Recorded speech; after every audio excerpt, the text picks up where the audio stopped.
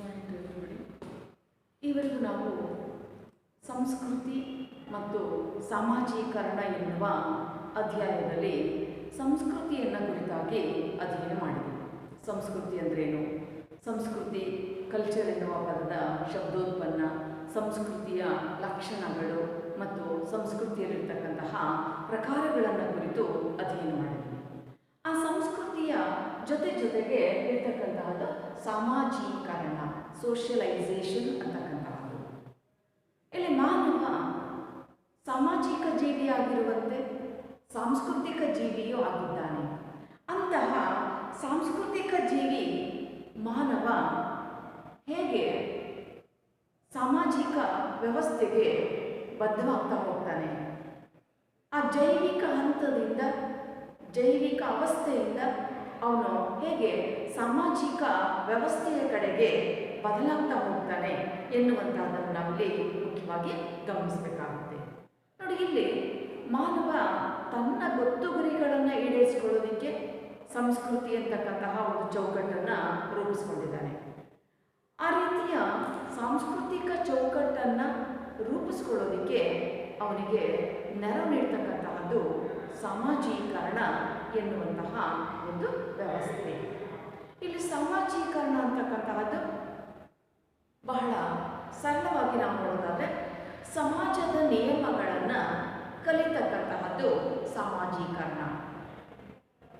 It is the process of learning norms of the society.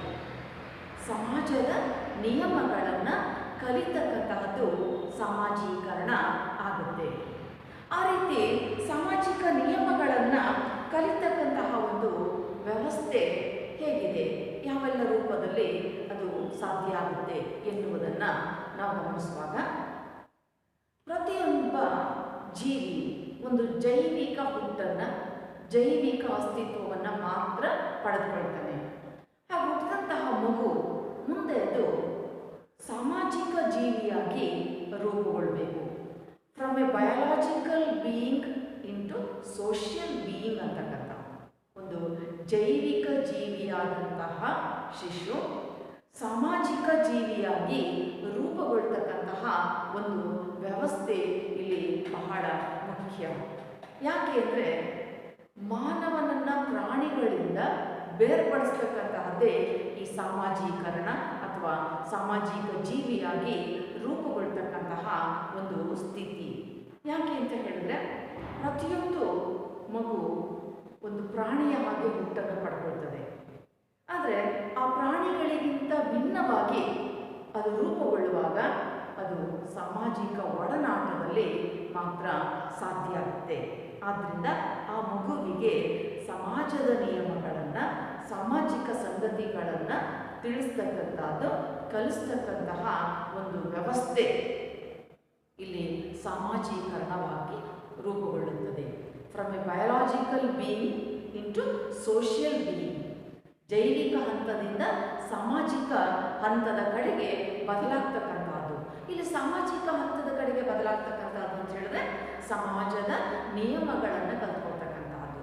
ಮಗು ಯಾವ ಸಮಾಜದಲ್ಲಿ ಹುಟ್ಟಿದೆ, ಯಾವ ಸಮಾಜದಲ್ಲಿ ಜನಿಸಿದೆ, ಯಾವ ಧರ್ಮದ ಚೌಕಟ್ಟಿನಲ್ಲಿ ಆ ಮಗುವಿನ ಹುಟ್ಟು ಸಂಭವಿಸಿದೆ ಮತ್ತು ಯಾವ ಕುಟುಂಬದಲ್ಲಿ ಆ ಮಗು ಇದೆ, ಆ ಕುಟುಂಬದಲ್ಲಿ ಯಾವ ಭಾಷೆಯನ್ನು ಮಾತನಾಡ್ತಾರೆ, ಇದಕ್ಕನುಗುಣವಾಗಿ ಆ ಮಗು ರೂಪುಗೊಳ್ಳುತ್ತದೆ. ನೀವು ಗಮನಿಸಿ, ಒಂದು ಹಿಂದೂ ಕುಟುಂಬದಲ್ಲಿ ಇರ್ತಕ್ಕಂತಹ ಮಗು ಹಿಂದೂ ಧರ್ಮದ ವಿಚಾರಗಳನ್ನು ಅಳವಡಿಸಿಕೊಳ್ತಾ ಹೋಗುತ್ತೆ. ಇಸ್ಲಾಂ ಧರ್ಮದಲ್ಲಿ ಇರ್ತಕ್ಕಂತಹ ಕುಟುಂಬದಲ್ಲಿ ಇರ್ತಕ್ಕಂತಹ ಮಗು ಇಸ್ಲಾಂ ಧರ್ಮವನ್ನು ರೂಪಿಸ್ಕೊಳ್ತಾ ಹೋಗುತ್ತೆ. ಕ್ರೈಸ್ತ ಧರ್ಮದಲ್ಲಿ ಆ ಕುಟುಂಬದಲ್ಲಿ ಇರ್ತಕ್ಕಂತಹ ಮಗು ಕ್ರೈಸ್ತ ಧರ್ಮದ ವಿಚಾರಗಳನ್ನು ಅಳವಡಿಸ್ಕೊಳುತ್ತೆ. ಅಂದರೆ ನಮ್ಮ ಹುಟ್ಟಿನ ಜೊತೆಗೆ ನಾವು ರೂಪುಗೊಳ್ತಕ್ಕಂತಹ ಒಂದು ಅವಸ್ಥೆಯು ಕೂಡ ಇಲ್ಲಿ ನಿರ್ಧಾರವಾಗುತ್ತದೆ.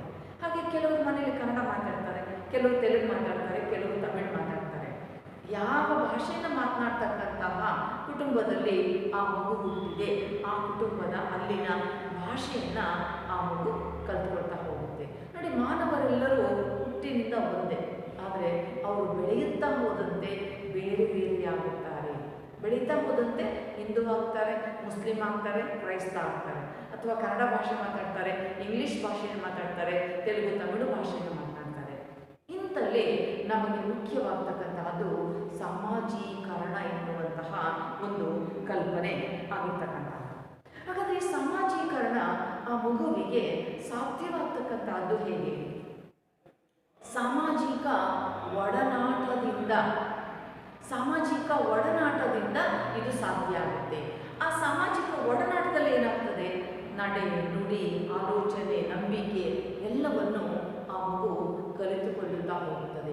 ನಿಮ್ಮ ಬಾಲ್ಯದ ದಿನಗಳನ್ನು ನೆನಪು ಮಾಡ್ಕೊಳ್ಳಿ, ಅಥವಾ ಅದು ಮರೆತಿದ್ರೆ ನಿಮ್ಮ ಸುತ್ತಮುತ್ತಲಿನ ಮನೆಗಳಲ್ಲಿ ಒಂದು ಚಿಕ್ಕ ಮಗು ಇದ್ದರೆ ನೀವು ನೆನಪು ಮಾಡ್ಕೊಳ್ಳಿ, ಅದನ್ನು ನೋಡಿ ಗಮನಿಸಿ. ಆ ಮಗು ನಡೀತಕ್ಕಂಥದ್ರಿಂದ ಹಿಡಿದು ನುಡಿತಕ್ಕಂಥದ್ರವರೆಗೆ ಅದು ಸಾಮಾಜಿಕ ಜೀವಿಯಾಗಿ ರೂಪುಗೊಳ್ತಾ ಹೋಗ್ತದೆ. ಒಂದು ಮಗು ಅದು ಮೊದಲು ಅದಕ್ಕೆ ನಡೆಯೋದಕ್ಕೆ ಬರೋದಿಲ್ಲ, ಕೂತ್ಕೊಳ್ಳೋದಕ್ಕೆ ಬರೋದಿಲ್ಲ, ನಿಂತ್ಕೊಳ್ಳೋದಕ್ಕೆ ಬರೋದಿಲ್ಲ. ಅದೆಲ್ಲವನ್ನ ಆ ದೈಹಿಕ ಅವಸ್ಥೆಗಳನ್ನು ಒಂದೊಂದಾಗಿಯೇ ಕಲ್ತ್ಕೊಳ್ತಾ ಹೋಗುತ್ತೆ. ಆ ಕಲ್ತ್ಕೊಂಡಂತಹ ಮಗು ಭಾಷೆಯನ್ನು ಕಲ್ತ್ಕೊಳ್ಳುತ್ತೆ, ಒಂದೊಂದೇ ವಿಚಾರಗಳನ್ನು, ಒಂದೊಂದೇ ನುಡಿಗಳನ್ನು ಕಲ್ತ್ಕೊಳ್ಳುತ್ತೆ. ಹಾಗೆ ಕಲ್ತ್ಕೊಂಡಂತಹ ಮಗು ಮುಂದೆ ಆಲೋಚನೆ ಮಾಡುತ್ತೆ, ವಿಚಾರ ಮಾಡುತ್ತೆ, ಮಾತನಾಡುತ್ತೆ, ಏನೆಲ್ಲ ಒಂದು ಸಾಮರ್ಥ್ಯವನ್ನು ಬೆಳೆಸ್ಕೊಳ್ಳುತ್ತೆ. ಹಾಗಾದರೆ ಆ ಎಲ್ಲ ಸಾಮರ್ಥ್ಯಗಳನ್ನು ಬೆಳೆಸ್ಕೊಳ್ತಕ್ಕಂಥದ್ರ ಹಿಂದೆ ಇರತಕ್ಕಂತಹದ್ದು ಈ ಸಾಮಾಜೀಕರಣ ಎನ್ನುವಂತಹ ಒಂದು ಪ್ರಕ್ರಿಯೆ. ಅಂದರೆ ಇಲ್ಲಿ ಆ ಮಗು ಸಾಮಾಜಿಕ ಜೀವಿಯಾಗಿ ರೂಪುಗೊಳ್ಬೇಕು ಅಂತ ಹೇಳಿದ್ರೆ ಅದು ಈ ಎಲ್ಲವನ್ನ ಕಲಿತುಕೊಳ್ತಾ ಹೋಗಬೇಕಾಗುತ್ತೆ. ಆದರೆ ನಾವು ಒಂದು ಕಡೆ ನೋಡ್ತೀವಿ, ಏನಾದರೂ ಆಗು ಮೊದಲು ನೀನು ಮಾನವನಾಗು. ಹಾಗಾದರೆ ಆ ಮಾನವನಾಗ್ತಕ್ಕಂಥ ಪರಿ ಮಾನವೀಯ ಮೌಲ್ಯಗಳನ್ನು ಕಲ್ತ್ಕೊಳ್ತಕ್ಕಂಥದ್ದು, ಸಾಮಾಜಿಕ ಮೌಲ್ಯಗಳನ್ನು ಕಲ್ತ್ಕೊಳ್ತಕ್ಕಂಥದ್ದು, ಇದೆಲ್ಲವೂ ಕೂಡ ಸಾಮಾಜೀಕರಣದ ಮೂಲಕ ಸಾಧ್ಯವಾಗುತ್ತದೆ. ಹಾಗಾದರೆ ಮಾನವ ಶಿಶು ಮಾನವನಾಗಿಯೇ ರೂಪುಗೊಳ್ಬೇಕು ಅಂತ ಹೇಳಿದ್ರೆ ಅದು ಸಾಧ್ಯ ಆಗ್ತಕ್ಕಂಥದ್ದು ಸಾಮಾಜೀಕರಣದಿಂದ, ಥ್ರೂ ಸೋಷಿಯಲೈಸೇಷನ್, ಸಾಮಾಜೀಕರಣದ ಮೂಲಕ ಮಾತ್ರ ಸಾಧ್ಯವಾಗ್ತಕ್ಕಂತಹ ಅಂಶಗಳನ್ನು ನಾವಲ್ಲಿ ನೋಡ್ತೀವಿ. ಹೀಗೆ ಸಾಮಾಜೀಕರಣ ಅಂತಕ್ಕಂಥದ್ದು ಮಾನವನನ್ನು ಸಾಮಾಜಿಕ ಜೀವಿಯಾಗಿ ರೂಪುಗೊಳಿಸುವುದರ ಕಡೆಗೆ ಹೆಚ್ಚು ಮಹತ್ವದ ಒಂದು ಪಾತ್ರವನ್ನು ವಹಿಸುತ್ತದೆ. ಇಲ್ಲಿ ಸಂಸ್ಕೃತಿಯ ಜೊತೆಗೆ ನಾವು ಸಾಮಾಜೀಕರಣವನ್ನು ಕಲ್ತ್ಕೊಳ್ಳುವಾಗ ಆ ಸಂಸ್ಕೃತಿಯನ್ನು ನಾವು ಹೇಗೆಲ್ಲ ಅಳವಡಿಸ್ಕೊಳ್ತೀವಿ? ಸಾಮಾಜೀಕರಣದ ಮೂಲಕ ಮಾತ್ರ ಕಲ್ತ್ಕೊಳ್ತೀವಿ. ಸಾಮಾಜೀಕರಣದಿಂದ ಮಾತ್ರವೇ ಮಾನವ ಸಾಂಸ್ಕೃತಿಕ ಜೀವಿಯಾಗಿ ರೂಪುಗೊಳ್ಳೋದಕ್ಕೆ ಅವಕಾಶಗಳು ಅಂತಕ್ಕಂಥದ್ದು ಸಾಧ್ಯ ಆಗ್ತಕ್ಕಂಥದ್ದು. ಈ ರೂಪದಲ್ಲಿ ಸಾಮಾಜೀಕರಣ ಅಂತಕ್ಕಂಥದ್ದು ಅತ್ಯಂತ ಪ್ರಮುಖವಾದದ್ದು. ಹಾಗಾದರೆ ಸಾಮಾಜೀಕರಣ ಅಂದರೆ ಏನು? ಸರಳವಾಗಿ ನಾವು ಸಮಾಜದ ನಿಯಮಗಳನ್ನು ಕಲಿತಕ್ಕಂತಹದನ್ನು ಇಲ್ಲಿ ಸಾಮಾಜೀಕರಣ ಅಂಥೇಳಿ ಕರಿತೀವಿ. ಆದರೆ ಅದು ವ್ಯಾಖ್ಯೆಯ ಬಗ್ಗೆ ಬಂದಾಗ ಜಾನ್ಸನ್ ಅವರು ಸಾಮಾಜೀಕರಣವನ್ನು ಕುರಿತು ಏನು ಹೇಳ್ತಾರೆ ಅಂತ ಹೇಳಿದ್ರೆ, ಸಾಮಾಜಿಕ ಪಾತ್ರಗಳನ್ನು ನಿರ್ವಹಿಸಲು ಸಮರ್ಥವಾಗುವಂತೆ ಪಾತ್ರಧಾರಿಯನ್ನ ರೂಪಿಸ್ತಕ್ಕಂತಹದ್ದು. ಅಂದರೆ ಸಾಮಾಜಿಕ ಪಾತ್ರಗಳನ್ನು ನಿರ್ವಹಿಸುವ ಪಾತ್ರಧಾರಿಯನ್ನ ಸಮರ್ಥನನ್ನಾಗಿ ಇಸ್ತಕ್ಕಂತಹ ಒಂದು ಕಲಿಕೆಯೇ ಇಲ್ಲಿ ಸಾಮಾಜೀಕರಣ ಆಗುತ್ತೆ. ಹಾಗಾದರೆ ಇಲ್ಲಿ ಮುಖ್ಯವಾಗ್ತಕ್ಕಂಥದ್ದು ನಾವು ಸಾಮಾಜಿಕ ಪಾತ್ರಗಳನ್ನು ನಿರ್ವಹಿಸೋದಕ್ಕೆ ಸಮರ್ಥರಾಗಬೇಕು. ಆ ಥರದ ಸಾಮರ್ಥ್ಯವನ್ನು ಕಲಿಸ್ತಕ್ಕಂತಹದ್ದು ಇಲ್ಲಿ ಸಾಮಾಜೀಕರಣ ಆಗುತ್ತೆ. ಸಾಮಾಜಿಕ ಪಾತ್ರಗಳು ಅಂದರೆ ಯಾವುದು? ಪ್ರತಿಯೊಬ್ಬ ವ್ಯಕ್ತಿ ಮಗುವಾಗಿದ್ದ ಹಂತದಿಂದ ಹಿಡಿದು ತನ್ನ ಜೀವಿತದ ಅವಧಿಯಲ್ಲಿ ಅನೇಕ ಪಾತ್ರಗಳನ್ನು ನಿರ್ವಹಿಸ್ತಾನೆ. ಇಲ್ಲಿ ಪುರುಷ ಆಗಿರ್ಬೋದು, ಮಹಿಳೆ ಆಗಿರ್ಬೋದು. ಉದಾಹರಣೆಗೆ ಒಂದು ಗಂಡು ಮಗುವನ್ನು ತೆಗೆದುಕೊಂಡ್ರೆ ಮನೆಯಲ್ಲಿ ಆ ಮಗು ಮಗ ಆಗಿರ್ತಾನೆ ಅಥವಾ ಸಹೋದರ ಆಗಿರ್ತಾನೆ, ಅದರಲ್ಲಿ ಅಣ್ಣ ಆಗಿರ್ಬೋದು, ತಮ್ಮ ಆಗಿರ್ಬೋದು, ಒಬ್ಬ ವಿದ್ಯಾರ್ಥಿ ಆಗ್ತಾನೆ, ಅಥವಾ ಮುಂದೆ ಅವನು ಪತಿ ಆಗ್ತಾನೆ, ಮಾವ ಆಗ್ತಾನೆ, ತಾತ ಆಗ್ತಾನೆ. ನೋಡಿ, ಇಷ್ಟೆಲ್ಲ ಪಾತ್ರಗಳಿವೆ. ಅಥವಾ ಮಹಿಳೆಯನ್ನು ತೆಗೆದುಕೊಂಡ್ರೆ ಮಗಳು, ಸಹೋದರಿ, ಅಕ್ಕ, ತಂಗಿ, ಅಥವಾ ಪತ್ನಿ, ಸೊಸೆ, ಅತ್ತೆ, ಹೀಗೆ ವಿಭಿನ್ನವಾದಂತಹ ಪಾತ್ರಗಳನ್ನು ಆಕೆಯೂ ಕೂಡ ಇಲ್ಲಿ ನಿರ್ವಹಿಸ್ತಕ್ಕಂಥದ್ದನ್ನು ನಾವು ನೋಡ್ತೀವಿ. ಹಾಗಾದರೆ ಎಲ್ಲ ಪಾತ್ರಗಳ ಒಂದು ವೈಶಿಷ್ಟ್ಯತೆಗೆ ಅನುಕೂಲವಾಗುವಂತಹ ರೀತಿಯಲ್ಲಿ ನಮ್ಮನ್ನು ಸಮರ್ಥರನ್ನಾಗಿಸ್ತಕ್ಕಂತಹದ್ದು ಸಾಮಾಜೀಕರಣ. ಈ ರೀತಿಯ ವಿಭಿನ್ನ ಪಾತ್ರಗಳನ್ನು ನಿರ್ವಹಿಸೋದಕ್ಕೆ ಅವಶ್ಯ ಇರತಕ್ಕಂತಹ ಒಂದು ತರಬೇತಿ ಅಂತಕ್ಕಂಥದ್ದು ನಮಗಲ್ಲಿ ದೊರೀತಾ ಹೋಗ್ತದೆ. ಹಾಗಾಗಿ ನಮಗೆ ಇಲ್ಲಿ ಸಾಮಾಜೀಕರಣ ಅಂತಕ್ಕಂಥದ್ದು ಅತ್ಯಂತ ಮುಖ್ಯ. ಈ ಥರದ ವಿಭಿನ್ನ ಪಾತ್ರಗಳು. ಯಾಕೆಂದರೆ ಒಂದೊಂದು ಪಾತ್ರ ಇಲ್ಲಿ ಬೇರೆ ಬೇರೆ ರೀತಿಯಲ್ಲಿ ಕಾರ್ಯನಿರ್ವಹಿಸ್ತಾ ಹೋಗ್ತದೆ. ಹಾಗಾಗಿ ಆ ಎಲ್ಲ ಪಾತ್ರಗಳು ಆ ಪಾತ್ರಕ್ಕೆ ಏನು ಬೇಕು, ಆ ಪಾತ್ರ ಹೇಗಿರಬೇಕು, ಅದಕ್ಕನುಗುಣವಾಗಿ ಮಕ್ಕಳು ರೂಪುಗೊಳ್ತಕ್ಕಂಥದ್ದು, ಆ ಪಾತ್ರದ ವೈಶಿಷ್ಟ್ಯತೆಯನ್ನು ಅಳವಡಿಸ್ಕೊಳ್ತಾ ಹೋಗ್ತಕ್ಕಂಥದ್ದು ಇಲ್ಲಿ ಸಾಮಾಜೀಕರಣ ಆಗುತ್ತೆ. ಆ ರೀತಿ ಒಂದು ಪಾತ್ರಗಳನ್ನು ನಿರ್ವಹಿಸೋದಕ್ಕೆ ಅನುಕೂಲವಾಗ್ತಕ್ಕಂಥ ರೀತಿಯಲ್ಲಿ ಸಮರ್ಥನನ್ನಾಗಿಸ್ತಕ್ಕಂತಹ ಕಲಿಕೆಯೇ ಇಲ್ಲಿ ಸಾಮಾಜೀಕರಣ ಅಂತಕ್ಕಂಥ ಅರ್ಥವನ್ನು ಅವರು ವ್ಯಕ್ತಪಡಿಸ್ತಾರೆ. ಅಥವಾ ಮಜುಮ್ದಾರ್ ಅವರು ಅದನ್ನು ಇನ್ನೊಂದು ರೂಪದಲ್ಲಿ ಹೇಳ್ತಾ ಹೋಗ್ತಾರೆ. ಮಾನವನ ಮೂಲಭೂತ ಸ್ವಭಾವವನ್ನು ಮಾನವ ಸಮಾಜದ ಅಲ್ಲಿ ಬದುಕೋದಿಕ್ಕೆ ಅನುಕೂಲವಾಗ್ತಕ್ಕಂತಹ ರೀತಿಯಲ್ಲಿ ಮಾನವ ಸ್ವಭಾವವನ್ನು ರೂಪಿಸ್ತಕ್ಕಂತಹದ್ದು ಅಥವಾ ಕಲಿತಕ್ಕಂತಹದ್ದು. ಅಂದರೆ ಒಂದು ಹುಡ್ತಕ್ಕಂತಹ ಮಗು ಅದಕ್ಕೊಂದು ಸ್ವಾಭಾವಿಕವಾದಂತಹ ಒಂದು ವ್ಯವಸ್ಥೆ ಇದೆ, ಸ್ವಾಭಾವಿಕವಾಗಿರ್ತಕ್ಕಂತಹ ಒಂದು ಸ್ವಭಾವ ಇದೆ. ಅಂತಹ ಹಂತದಿಂದ ಸಾಮಾಜಿಕ ವ್ಯಕ್ತಿಯಾಗಿ ರೂಪುಗೊಳ್ಬೇಕು. ಸಾಮಾಜಿಕ ಸ್ವಭಾವ ಅಂತಕ್ಕಂಥದ್ದಲ್ಲಿ ಮಾನವರಂತೆ ರೂಪುಗೊಳ್ತಾ ಹೋಗಬೇಕು. ಅಂದರೆ ಪ್ರಾಕೃತಿಕ ಸ್ವಭಾವದಿಂದ, ಸಹಜವಾದಂತಹ ಸ್ವಭಾವದಿಂದ, ಸ್ವಾಭಾವಿಕ ಸ್ವಭಾವದಿಂದ ಮಾನವ ಸ್ವಭಾವವಾಗಿ ರೂಪುಗೊಳ್ತಾ ಹೋಗಬೇಕು. ಅಂದರೆ ಒಂದು ಜೈವಿಕ ಹಂತದಿಂದ ಸಾಮಾಜಿಕ ಹಂತದ ರೂಪದಲ್ಲಿ, ಜೈವಿಕ ಅಂತ ಹೇಳಿದ್ರೆ ದೈಹಿಕ, ಹುಟ್ಟತಕ್ಕಂತಹ ಶಿಶು, ಆ ಹುಟ್ಟತಕ್ಕಂಥ ಶಿಶು ಜೈವಿಕ ಹಂತ, ಅಲ್ಲಿಂದ ಅದು ಸಾಮಾಜಿಕ ಹಂತವಾಗಿ ರೂಪುಗೊಳ್ಬೇಕು. ಅಂದರೆ ಏನು ಗೊತ್ತಿಲ್ಲದೆ ಇರತಕ್ಕಂಥ ಹಂತದಿಂದ ಮಾನವ ಸ್ವಭಾವದ ಹಂತವಾಗಿ ರೂಪುಗೊಳ್ತಕ್ಕಂಥದ್ದು. ಪ್ರತಿಯೊಬ್ಬರೂ ಕೂಡ ಈ ಥರದ ಒಂದು ಚಟುವಟಿಕೆಯಲ್ಲಿ ಎಲ್ಲರೂ ಪಾಲ್ಗೊಳ್ತೀವಿ. ಜೈವಿಕ ಹಂತದಿಂದ ಸಾಮಾಜಿಕ ಹಂತಕ್ಕೆ ಇಲ್ಲಿ ಪರಿವರ್ತನೆಗಳು ಅಥವಾ ಬದಲಾವಣೆಗಳು ಅಂತಕ್ಕಂಥದ್ದು ಆಗ್ತಾ ಬರ್ತಕ್ಕಂಥದ್ದನ್ನು ನೋಡ್ತೀವಿ. ಯಾಕೆ ಅಂದರೆ ಆಗ್ತಾನೆ ಹುಟ್ಟತಕ್ಕಂತಹ ಮಗುವಿಗೂ ಒಂದು ಪ್ರಾಣಿಗೂ ಏನು ವ್ಯತ್ಯಾಸ ಇಲ್ಲ. ಆದರೆ ಮುಂದೆ ಆ ಪ್ರಾಣಿ ಇದ್ದಂತೆ ಇರುತ್ತೆ, ಎಷ್ಟು ಬೇಕೋ ಅಷ್ಟಕ್ಕೆ ಮಾತ್ರ ಅದು ತಯಾರಾಗುತ್ತೆ. ಆದರೆ ಅದಕ್ಕೆ ಅದೊಂದು ಸಾಮಾಜಿಕರಣ ಸಿಗೋದಿಲ್ಲ ಅಷ್ಟೇ. ಅದು ಕೇವಲ ಆಹಾರವನ್ನು ಬಳಸ್ಕೊಳ್ಳೋದು ಅಥವಾ ನೀರು ಸಿಕ್ಕರೆ ಕುಡಿಯೋದು ಅಥವಾ ಆರಾಮ ನೆರಳಿದ್ದಂಥ ಕಡೆ ವಿಶ್ರಾಂತಿ ಪಡೆಯೋದು ಇಷ್ಟೇ. ಅದರ ಜೀವನ ಇಷ್ಟೇ, ಅದರ ಆಚೆ ಇಲ್ಲ. ಪ್ರಾಥಮಿಕ ಮೂಲಭೂತ ಬೇಡಿಕೆಗಳು ಈಡೇರಿದ್ರೆ ಮುಗಿದೋಯ್ತಲ್ಲಿ.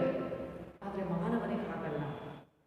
ಊಟ ಮಾಡಬೇಕು, ನಿದ್ದೆ ಮಾಡಬೇಕು, ಅದು ಒಂದು ವ್ಯವಸ್ಥಿತವಾದಂತಹ ಚೌಕಟ್ಟಿನಲ್ಲಿ ಬೆಳೆಯಬೇಕು. ಆ ವ್ಯವಸ್ಥಿತ ಚೌಕಟ್ಟಿನಲ್ಲಿ ಬೆಳೆಯೋದಕ್ಕೆ ಅವಕಾಶವನ್ನು ಕಲ್ಪಿಸ್ತಕ್ಕಂಥದ್ದು ಯಾವುದಪ್ಪ ಅಂತ ಹೇಳಿದ್ರೆ ಇಲ್ಲಿ ಸಾಮಾಜೀಕರಣ ಆಗಿರುತ್ತದೆ ಎನ್ನುವಂತಹದ್ದು. ಹಾಗಾಗಿ ಸ್ವಾಭಾವಿಕ ಸ್ವಭಾವದಿಂದ ಮಾನವನ ಸ್ವಭಾವವನ್ನಾಗಿ ರೂಪಿಸ್ತಕ್ಕಂತಹ ಒಂದು ಕಲಿಕೆಯೇ ಇಲ್ಲಿ ಸಾಮಾಜೀಕರಣ ಆಗುತ್ತೆ ಅಂತಕ್ಕಂತಹ ಒಂದು ಅಂಶವನ್ನು ಮಜುಮ್ದಾರ್ ಅವರು ಹೇಳ್ತಾರೆ. ಹಾಗಾದ್ರೆ ಅಂತಹ ರೀತಿಯಲ್ಲಿ ನಾವು ಕಲಿತಕ್ಕಂತಹದ್ದು ಹೇಗೆ ಸಾಧ್ಯ ಆಗುತ್ತೆ? ಒಂದು ಮಗು ಹೇಗೆ ಕಲಿಯುತ್ತೆ? ಜೈವಿಕ ಹಂತವನ್ನು ದಾಟಿ ಅದು ಸಾಮಾಜಿಕ ಹಂತದ ಕಡೆಗೆ ಹೇಗೆ ಪರಿವರ್ತನೆಯನ್ನು ಹೊಂದುತ್ತೆ? ಅದನ್ನು ನಾವು ಗಮನಿಸ್ತಕ್ಕಂತಹದ್ದು ಸಾಮಾಜೀಕರಣದ ಹಂತಗಳ ಮೂಲಕ. ಅಂದರೆ ಒಮ್ಮೆಲೆ ಒಂದು ಮಗು ಎಲ್ಲವನ್ನ ಕಲಿತುಕೊಳ್ಳೋದಿಲ್ಲ. ಅದು ಮೊದಲು ನೀವು ನೋಡ್ತೀರಿ, ಒಂದು ಚಿಕ್ಕ ಮಗು ಅದು ಮೊದಲು ಬೋರ್ಲಾಗಿ ಮಲಗುತ್ತೆ ಅಥವಾ ಕೂತ್ಕೊಳ್ಳುತ್ತೆ, ನಿಂತ್ಕೊಳ್ಳೋಕೆ ಪ್ರಯತ್ನ ಮಾಡುತ್ತೆ, ನಡೆಯುತ್ತೆ. ಆ ನಂತರ ಆ ಎಲ್ಲ ಹಂತಗಳಲ್ಲಿ ಒಂದೊಂದೇ ಕನ್ನಡ ಪದಗಳನ್ನು, ಕನ್ನಡ ಭಾಷೆ ಮಾತಾಡ್ತಕ್ಕಂಥ ಮನೆಗಳಲ್ಲಿ ಒಂದೊಂದೇ ಪದಗಳನ್ನು ಕಲ್ತ್ಕೊಳ್ಳುವಂಥ ಪ್ರಯತ್ನವನ್ನು ಮಾಡುತ್ತೆ. ಹಾಗಾಗಿ ಅಂತಹ ಹಂತದಲ್ಲಿ ಆ ಎಲ್ಲ ಅವಸ್ಥೆಯಲ್ಲಿ ಅದು ಹೇಗೆ ಸಾಗಿ ಬರುತ್ತೆ ಅನ್ನೋದನ್ನೇ ನಾವು ಸಾಮಾಜೀಕರಣದ ಹಂತಗಳು, ಸ್ಟೇಜಸ್ ಆಫ್ ಸೋಷಿಯಲೈಸೇಷನ್ ಅಂತೇಳಿ ಕರಿತೀವಿ. ಅಂದರೆ ಮಾನವ ಶಿಶು ಅನೇಕ ಹಂತಗಳನ್ನು ದಾಟುವುದರ ಮೂಲಕ ಅದು ಮಾನವ ಸ್ವಭಾವವನ್ನು ರೂಪಿಸಿಕೊಳ್ಳುತ್ತೆ ಅಂತಕ್ಕಂತಹದ್ದು. ಇಲ್ಲಿ ಅನೇಕ ಹಂತಗಳಿದ್ದಾವೆ. ಮೌಖಿಕ ಹಂತ, ಶೌಚ ಹಂತ, ಈಡಿಪಲ್ ಹಂತ ಮತ್ತು ಕಿಶೋರಾವಸ್ಥೆ. ಈ ರೀತಿಯ 4 ಪ್ರಮುಖವಾಗಿರ್ತಕ್ಕಂತಹ ಹಂತಗಳನ್ನು ನಾವಿಲ್ಲಿ ನೋಡ್ತೀವಿ. ಆ ಹಂತಗಳ ಮೂಲಕ ಆ ಸಂದರ್ಭಕ್ಕೆ ಅನುಗುಣವಾದಂತಹ ನಡೆನುಡಿ ಚಟುವಟಿಕೆಗಳನ್ನು ಮಕ್ಕಳು ಕಲಿತಾ ಹೋಗ್ತಾರೆ ಅಂತಕ್ಕಂಥದ್ದು ಇಲ್ಲಿ ಗಮನಿಸಬೇಕಾದಂತಹ ಸಂಗತಿಯಾಗುತ್ತೆ. ಹಾಗಾದರೆ ನಾವು ನೋಡ್ತಕ್ಕಂಥದ್ದು ಸಾಮಾಜೀಕರಣದ ಹಂತಗಳು. ಅದರಲ್ಲಿ ಮೊದಲನೇದು ಮೌಖಿಕ ಹಂತ ಅನ್ನುವಂಥದ್ದನ್ನು ಕುರಿತಾಗಿ. ಇಲ್ಲಿ ಮೌಖಿಕ ಹಂತ ಮಗುವಿನ ಹುಟ್ಟಿನ ದಿನದಿಂದ 1 ವರ್ಷದವರೆಗಿನ ಅವಧಿಯನ್ನು ನಾವು ಮೌಖಿಕ ಹಂತ ಅಂತ ಹೇಳಿ ಕರೀತೀವಿ. ಓರಲ್ ಸ್ಟೇಜ್ ಹುಟ್ಟಿದಂದಿನಿಂದ 1 ವರ್ಷದ ಅವಧಿಯವರೆಗೆ. ಹಾಗಾದ್ರೆ ಅಲ್ಲಿ ಏನು ಬದಲಾವಣೆಗಳಾಗ್ತವೆ?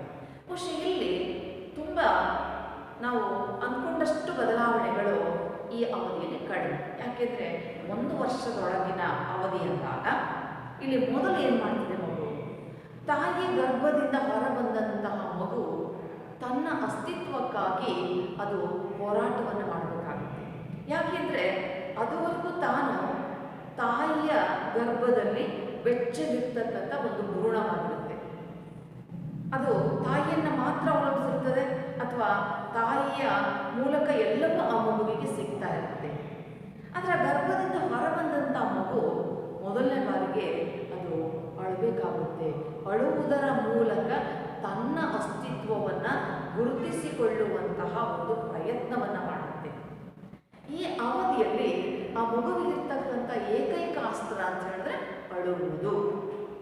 ಆ ಅಳ್ತಕ್ಕಂತಹ ಹಂತದಿಂದ ಆ 1 ವರ್ಷದೊಳಗಿನ ಅವಧಿಯಲ್ಲಿ ಏನೆಲ್ಲ ಬದಲಾವಣೆಗಳು ಸಂಭವಿಸುತ್ತದೆ ಅಂತಕ್ಕಂಥದ್ದನ್ನು ನೋಡಿದ್ರೆ, ಆ ಅವಧಿಯಲ್ಲಿ ಮಗು ಸಂಪೂರ್ಣವಾಗಿ ಪರಾವಲಂಬಿ.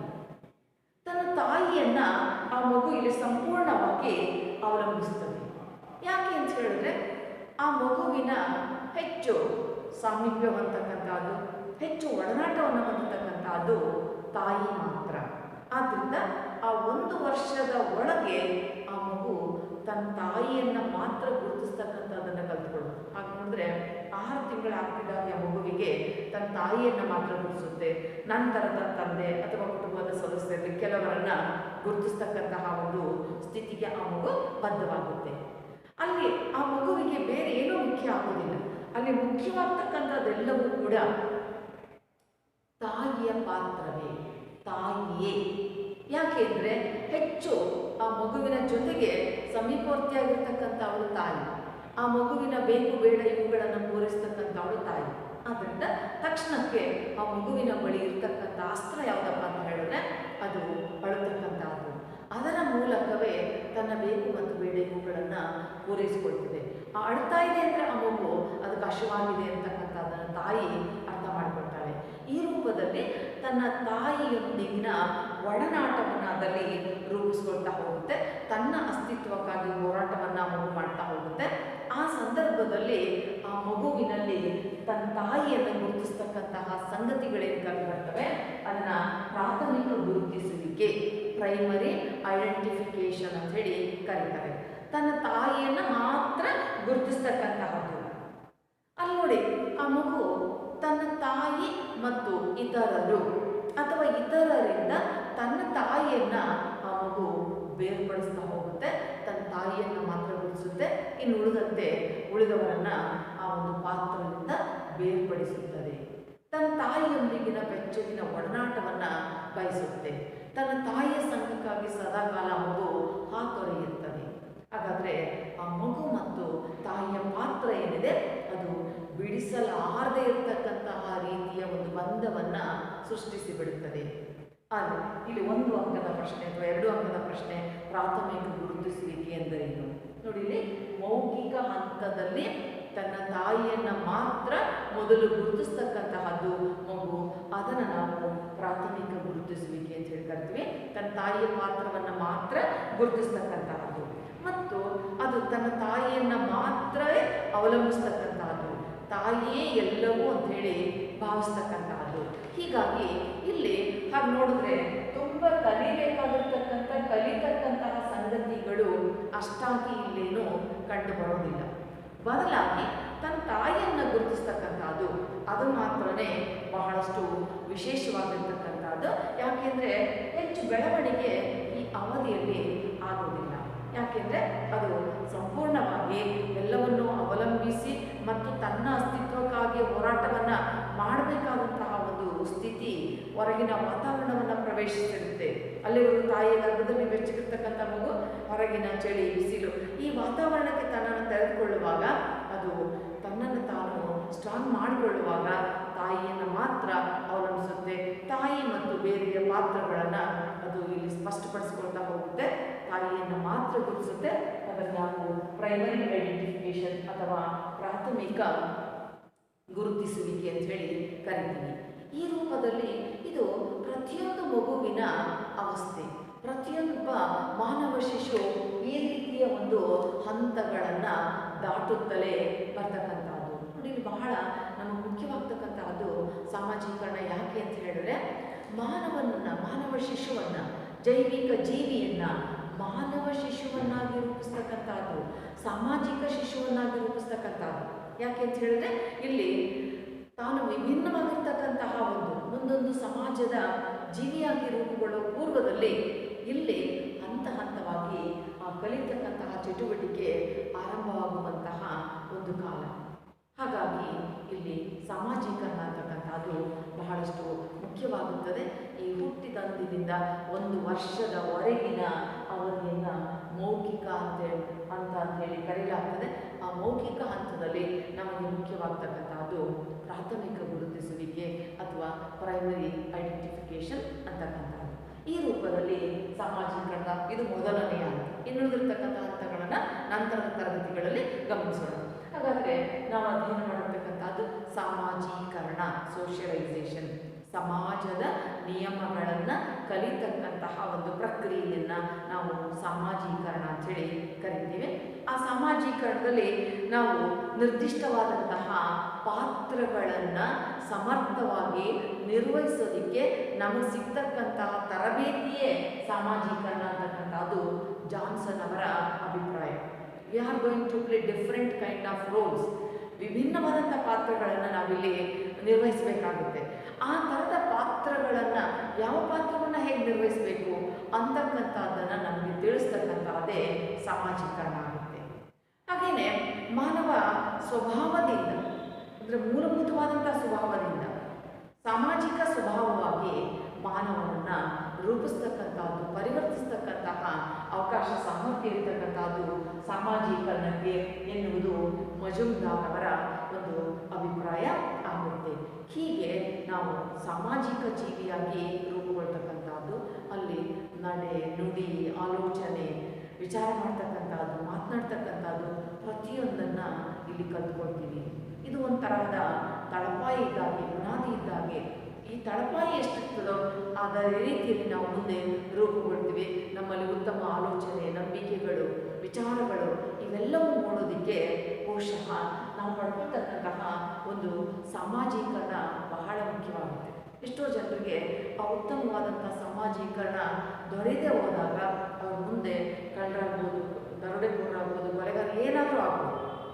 ಅದು ಯಾವುದೋ ಆಗಬಾರ್ದು ಅಂತ ಹೇಳಿದ್ರೆ ಆ ಮಗು ಬಾಲ್ಯದಲ್ಲಿ ಉತ್ತಮವಾದಂತಹ ಒಂದು ಸಾಮಾಜೀಕರಣವನ್ನು ಪಡೆದುಕೊಂಡಿದ್ದಾಗ ಮಾತ್ರ ಅಲ್ಲಿ ಅವಕಾಶ ಅಂತಕ್ಕಂಥದ್ದು ಇದೆ. ಹಾಗಾದರೆ ಅಂತಹ ಒಂದು ಸಾಮಾಜೀಕರಣವನ್ನು ವಿವಿಧ ಹಂತಗಳಲ್ಲಿ ಮಕ್ಕಳು ಪಡ್ಕೊಳ್ತಾ ಹೋಗ್ತಾರೆ. ಅಲ್ಲಿ 4 ಹಂತಗಳಿದ್ದಾವೆ. ಒಂದು ಹಂತವನ್ನು ಕುರಿತು ಮಾತ್ರ ನಾವು ಅಧ್ಯಯನ ಮಾಡ್ತೀವಿ. ಮೌಖಿಕ ಅಂತ, ಓರಲ್ ಸ್ಟೇಜ್ ಅಂತಕ್ಕಂಥದ್ದು ಹುಟ್ಟಿದ ದಿನದಿಂದ 1 ವರ್ಷದವರೆಗಿನ ಒಂದು ಅವಧಿ, ಇದು ಮೌಖಿಕ ಹಂತ. ಆ ಸಂದರ್ಭದಲ್ಲಿ ಮಗು ತನ್ನ ಅಸ್ತಿತ್ವಕ್ಕಾಗಿ ಹೋರಾಟವನ್ನು ಮಾಡಿಕೊಳ್ಳುತ್ತೆ.